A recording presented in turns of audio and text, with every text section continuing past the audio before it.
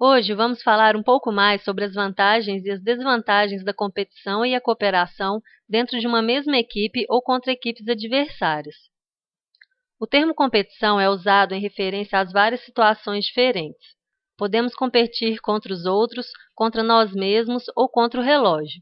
A competição pode ser definida como um processo social que ocorre quando são dadas recompensas às pessoas com base em seu desempenho, comparado com o de outros indivíduos que estejam realizando a mesma tarefa ou participando do mesmo evento.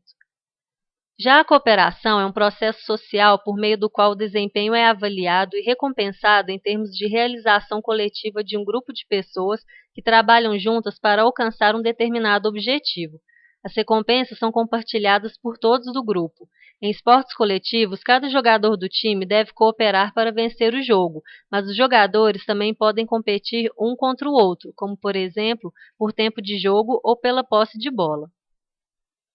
A competição dentro de um mesmo grupo pode ser muito perigosa, pois gera desconforto, desunião e baixo espírito de equipe.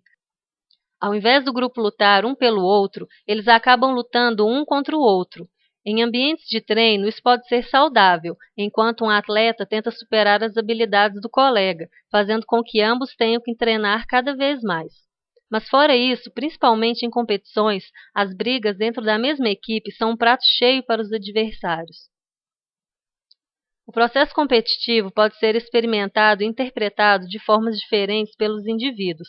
Atributos pessoais, como as experiências anteriores, as habilidades, a motivação e as atitudes, são apenas alguns dos fatores que podem influenciar as respostas de uma pessoa na competição. Em uma competição, há o que os pesquisadores chamam de orientação à tarefa e orientação à vitória. A primeira delas diz respeito aos padrões de desempenho pessoal. O objetivo consiste em melhorar o próprio desempenho e não em vencer a competição. Já na orientação à vitória, o foco é vencer as competições. É mais importante superar os outros do que melhorar os próprios padrões. O psicólogo e o treinador devem saber que essas duas orientações são fundamentais para uma equipe. Porém, o atleta que foca apenas no resultado do campeonato pode se decepcionar caso não ocorra o esperado, mas esquece de notar que baixou seu tempo nas provas ou deu bons passes para o gol, por exemplo. Fique atento à orientação feita para seus atletas, pois alguma delas levada ao extremo pode ser prejudicial à equipe. Não é novidade que a ênfase em derrotar um adversário pode produzir hostilidade e agressões entre equipes. Infelizmente, as brigas ainda são frequentes, principalmente em esportes coletivos.